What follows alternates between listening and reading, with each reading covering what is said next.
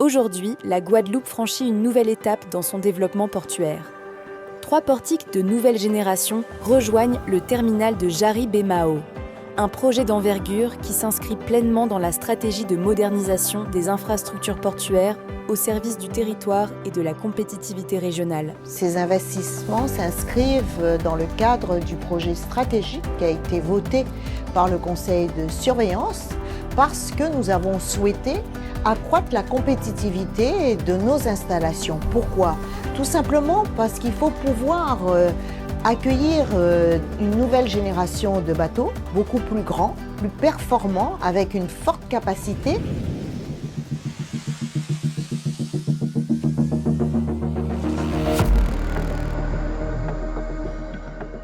Le 30 juin 2025, après 15 jours de navigation, le navire CI Interocéan 2, spécialisé en transport de charges lourdes, en provenance d'Irlande, accoste en Guadeloupe avec à son bord 3 portiques extra larges. Leur déchargement, orchestré en pleine exploitation, nécessite la collaboration de plusieurs sociétés internationales et locales spécialisées en manutention de charges lourdes.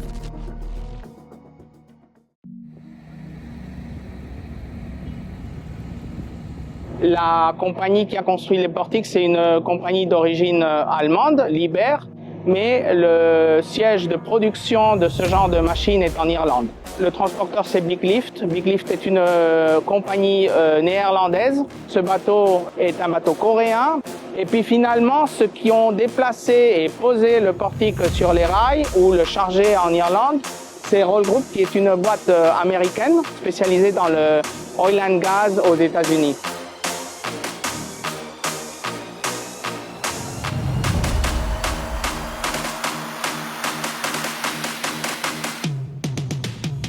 Les portiques ont été déplacés grâce à des chariots sur chenilles, soutenus par 296 roues pour répartir leur poids sur le quai et assurer la stabilité pendant le déplacement. Les 3 portiques ont été alignés sur les rails de guidage avec une précision millimétrique.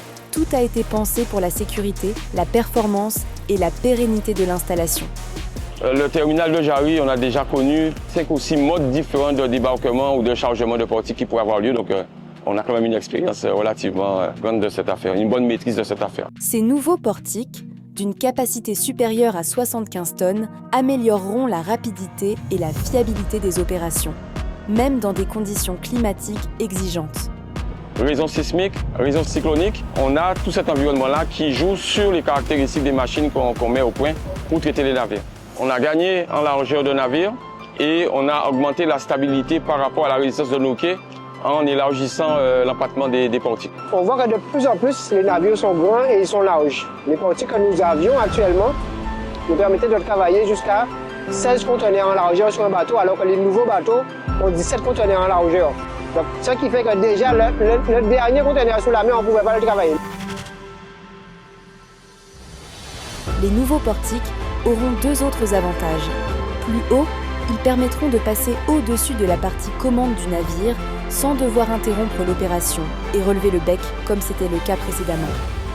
Plus large en termes d'empattement au sol, qui passe de 15 à 30 mètres, ils permettent plus de souplesse d'utilisation.